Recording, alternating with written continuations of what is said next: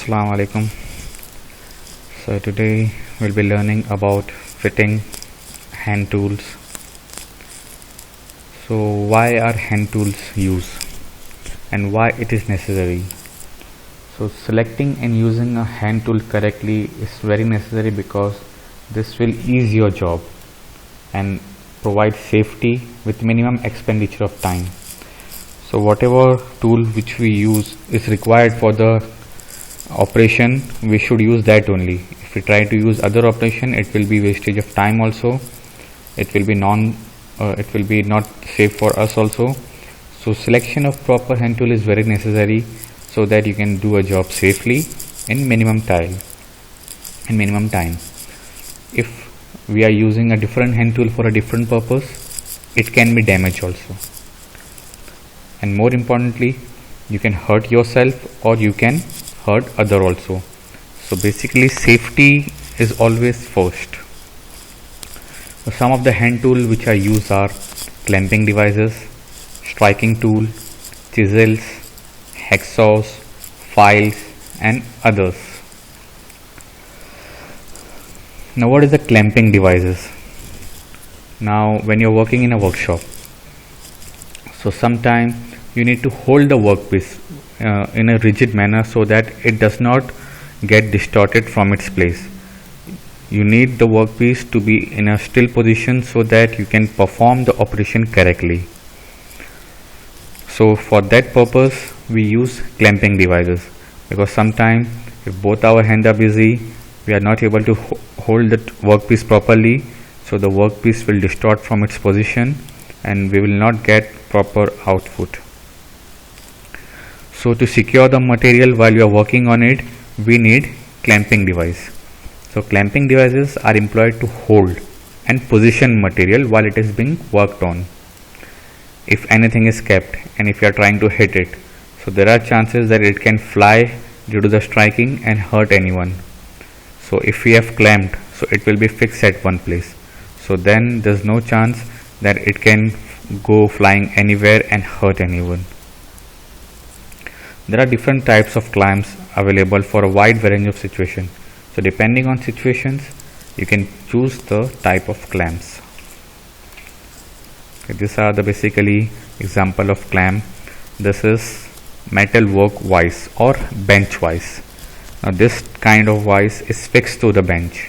Okay, so due to its fixed nature, it's very strong. So whenever we need to perform any operation, we can fix it in the vise and perform any operation without any fear of anyone getting hurt. Now this is machine vise. Now this is not fixed, but temporarily we can fix it whenever we want. So as per our requirement, we can keep it on the machine and fix it temporarily. After we finish our operation, we can remove it. Okay, this kind of vices are used during drilling operation and other small operations. Then this is a G clamp. This is also if the workpiece is big, it cannot fit in the machine vise, bench vise, then we use such type of clamp to fix our workpiece in the bench. We'll place the workpiece, this end will be below the bench, our workpiece will be kept above the bench, and through this clamp will tight it to the table. So these are the different clamps which we use while working. Now striking tool. Striking means to hit an object. Okay, so basically a very commonly known tool is hammer. So hammer and mallets are used for hitting things, but in hammers also there are different types. So sometimes there are situations which require a different type of hammer. So accordingly we can use different types of hammer. See, first, inserting and shaping metal rivet is done using cross peen and ball peen hammer. See, this is a cross peen. See here, this is a cross peen, this is a ball peen. So depending on the requirement, we can use this end. If the rivet is small, we can use this. If we need to strike a larger surface, we can use this. So depending on the requirement, we can use any of this hammer. Normally, most of the time, the most commonly used is ball pen hammer. Now this hammer has a hardened strike face. So this can also be used for all general work. From this end, it has a hardened strike flat face, so we can use it for all the general work. Mallet soft face hammer. Sometimes the material on which we are hammering is soft, and due to the large impact of the ball pen hammer, it can break. So that time we use such type of soft face hammer. Okay, so it allow us to blow, to give us a heavy blow, but it does not damage the workpiece. So if we need to drive the material together, and if we need to perform operation on two material together, and they are soft, and there are possibility that if we hit it hard, they can break. So we can use a mallet instead of a hammer. This will also give us a impact force, but without damaging the material. And for this mallet, there are different mallets available. We can use rubber mallet, we can use plastic mallet. This mallet will be of rubber, this mallet can be of plastic or nylon like here. Then there can be a wooden one, and there can be a copper one. So depending on the types, depending on the requirement, we can use different types of mallet. Normally we use a leather mallet for all the operation.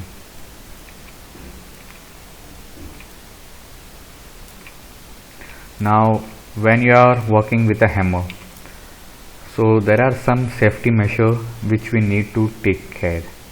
Now if we are working on a tool, so never strike the tool with two hammers, always use one hammer only.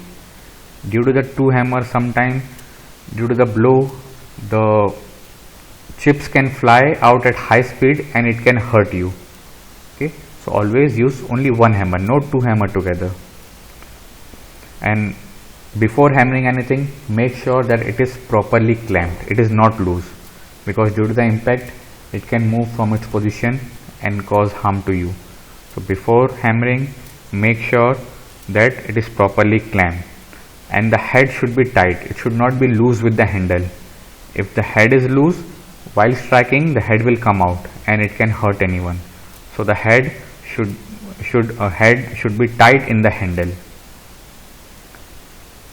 And when you are making the blow with the hammer, make sure that hammer is in properly perpendicular position. Do not blow from any position. If you try to blow from any other position, it can come out and go and hurt anyone.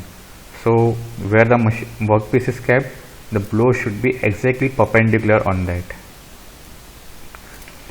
After you have completed the work, make sure that you are placing the hammer on the bench carefully, because if you are not placing it carefully, if it falls, it can fall on your foot and cause injury because it is heavy, or if it fall on any tool, it can damage any tool on the bench.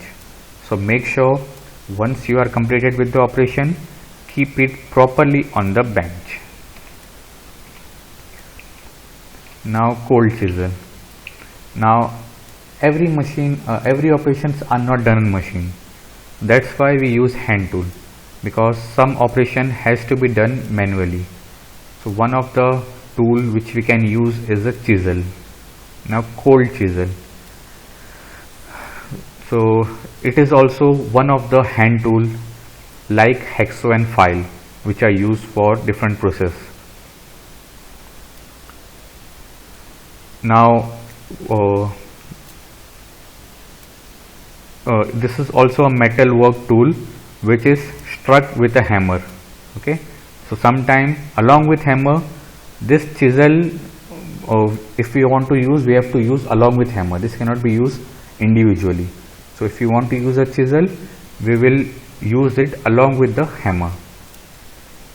Now the tip of the chisel is grounded to a precise shape. So depending on the requirement, we'll use the chisel with the appropriate shape. There are different shape of the chisel.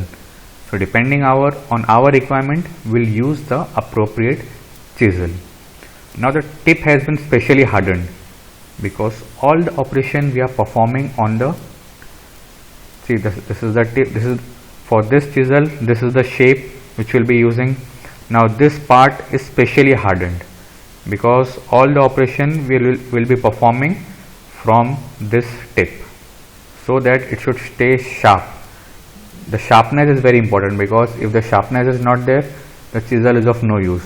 So it is specially hardened so that the tip should remain hard and we can use it for a longer time.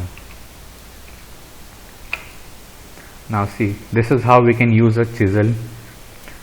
The whatever material we need to be chiseled, we need to properly clamp it in the vise, because otherwise if we blow it with the hammer, it can fly anywhere and hurt anyone. So before hammering, make sure the material is properly clamped in a vise. See, the material is clamped in a vise. Using the chisel, we are hammering it to cut the metal.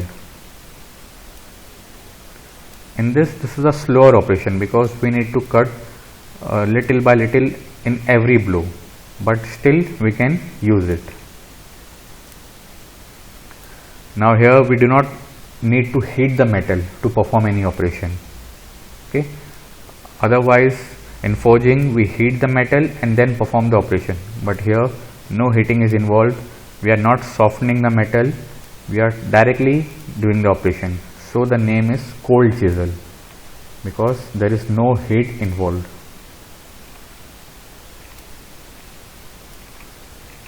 So these are the different example of a chisel shape. See, flat chisel, the shape is like this. Cape chisel, the shapes, and diamond shape at the end. The required shape is at the tip. We have to look at the tip for the required shape. So cold chisel we can use for many repair job.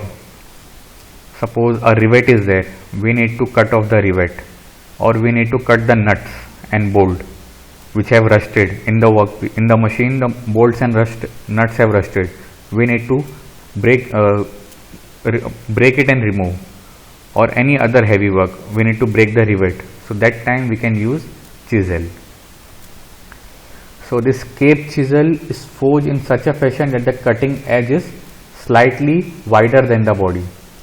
If you look at the cutting edge here, see, the body is a little small and the edge is a little big.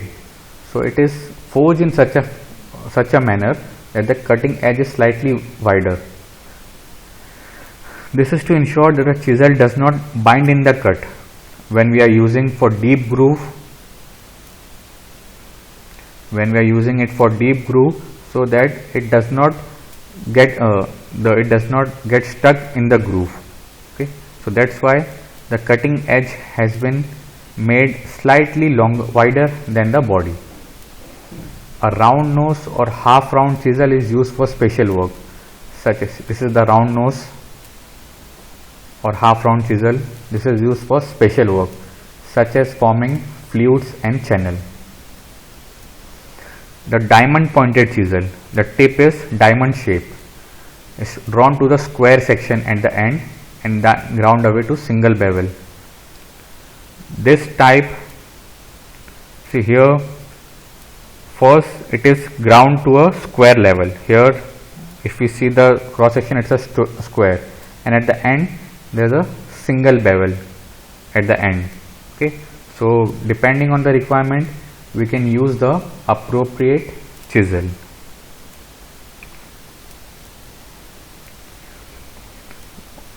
These chisels are used for chipping through plate and cleaning out square internal angle. If some chips are accumulated on the plates, if they are fixed on the plate, so we can, using the chisel, we can remove that chip from the plate and also we can get square internal. If you need to get angle internally using chisel, we can get internal angle. Now the next hand tool which we'll be using is hacksaw. This is a tool which is used for cutting metals and hard plastic, etc. So using hacksaw we can cut different metals, plastic, etc. Now the parts of hacksaw. So the typical hacksaw is composed of a frame. This is called a frame. Frame is with a handle, and there is a replaceable blade. So when the teeth wear out, we can replace this blade with various teeth pattern. Depending on requirement, we can use a blade with different teeth pattern. Now these blades, this have holes at both the end. See, here you can see a hole, and here also you can see a hole. So these blades have hole at both the end. So these holes are used to mount the blade on the frame. So there is a pin at both the end. So the hole will be mounted in the frame through the pin. The blade is made of high grade tool steel or tungsten steel, okay, because it has to cut the material, so it should be hard, and it should always be mounted in the frame with the teeth pointing away from the handle. See, if the handle is this side, the teeth should be pointing away from the handle to perform the operation efficiently. And once you have put, you should properly tight the blade so that it is rigid. It should not move. When you are performing the cut, if the blade is moving, you will not get proper operation. So the blade should be rigid so that the cutting should be done properly. See here, these are the holes.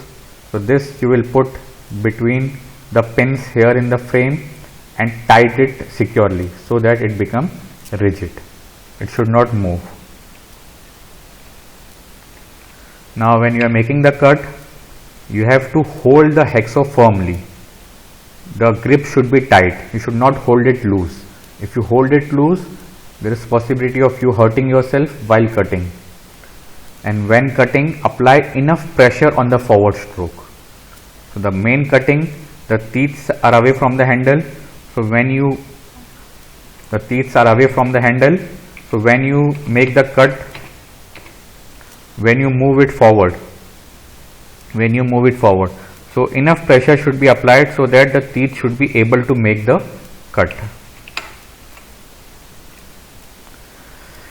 If the pressure is not sufficient, the teeth will just slide over, dulling the teeth will get wear off and there will be no cutting. So when you are pressing it inside the workpiece, sufficient pressure should be applied so that the cut can be acquired.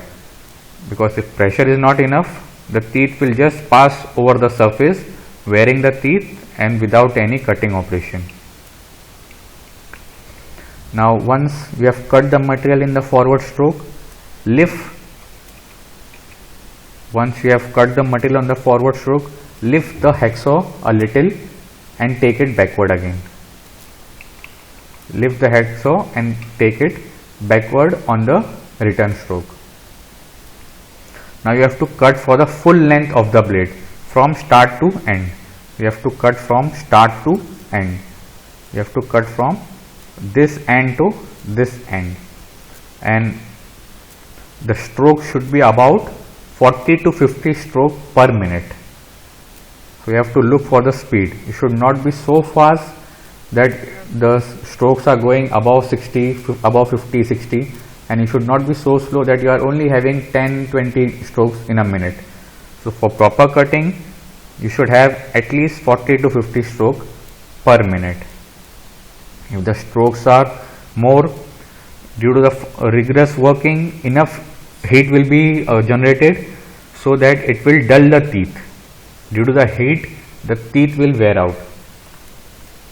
So while cutting, keep the blade moving in a straight line and don't twist it. If you twist it, there is a possibility of the blade breaking. So when you are cutting, the teeth should always move in a straight line. You should not twist it. See here, use pressure on forward stroke, and while coming, no pressure on back stroke, and it should be tightened firmly. Now these are the different holding method for different workpiece. See, if the workpiece is like this, our hacksaw will be in this position, not in this position. Here you will be only getting cutting operation in one teeth at a time, but here many teeth will engage at a time to perform better cutting. If you are placing the workpiece like this, the cutting should be done parallel to the workpiece. See, the blade should be parallel to the workpiece, because if you are keeping it like this, at one point only one blade will be in contact, so that will not provide much cutting. So if we keep it parallel, so at a time many teeth will be in contact, giving us a better cutting. See here, if you have kept the material like this, the blade should be parallel to the surface. If we only provide a point contact, we are only wasting our energy and time. So these are the correct method for using a hacksaw. Now next hand tool which we can use is a file. So what is file? So this is also a hand tool. This is used for hand smoothing. After cutting, using a file we can perform the smoothing of the surface, and also we can give different shapes to the surface. The files have a wooden handle to hold. To hold the file, the handle is wooden and the body is of metal body with high grade carbon steel. Now these are the types of files. See the shape here. This is called a flat file. If the cross section is semicircular, it is called half round file. If the cross section is circular, it is a round file. If the cross section is triangular, the name is 3-square file. Now on this metal body there are thousands of teeth which perform the smoothing and shaping operation. The teeth are very small, so in this a very small amount of material is cut for every stroke. This is a rest file. If you want to remove larger material, the cut will be like this, which can remove more material at a time. This is a rough file. So larger teeth are there to remove more material at a time. These are the different types of file. If the cross section is rectangular but the shape is taper, name is flat file. If the cross section is rectangular but the shape is straight, it is hand file. If the cross section is of square file. If the cross section, see both are example of square file. If the cross section is circular, it is round file. If the cross section is triangular, the name is 3-square file. If there is a semicircle, it is half round file. If it looks like a knife, the name is knife edge file. So files are used for removing very small amount of material. Now we can use it on any surface, whether it be metal, whether it be wood, or whether it be plastic. Sometimes we only use file to give a smooth finish, and sometimes we can also create a new profile using the files. Now before filing, the material to be filed, first we need to secure in the vise. It should be clamped in the vise. Now files comes in a wide variety.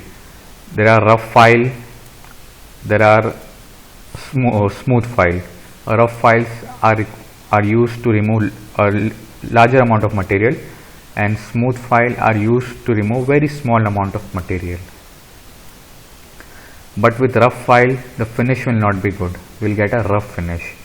And with smooth file, it will remove a very small amount of material, but it will give us a very smooth finish. There are different cross section of file which we have seen: flat, hand, round, half round, 3 square, square, knife. When lot of material need to be removed, then there we can use a res file. But the finish which we get will not be good. So there are very large teeth which is used to remove larger amount of material but with a lesser finish. This is how you will perform filing operation.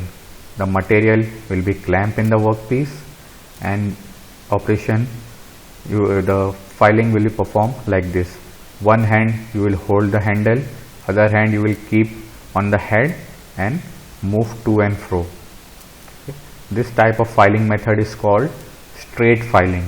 You will be moving in straight direction. Then there's another method for filing. In this, one hand you will be holding the handle, from other hand you will be holding the head, and you will be moving in horizontal direction. So this method is called draw filing. The name of this method is draw filing. See, files which we can use to get different surface. If we need to get a flat surface, we will use a flat file. If we need to get a curved surface, we will use a half round file. If we need to file a circular surface or get a hole, we will use a round file. So depending on the requirement, we will use the types of files. Now in files there are different types of cut. Sometimes the cuts are in same direction. All the cuts are in same direction. So that file is known as single cut. Sometimes the teeth are in both the direction. Here also, here also. So that is called a double cut. Sometimes the teeth are in curved direction. That is called a round cut. Sometimes the teeth are very rough and in this shape. This is called rasp cut.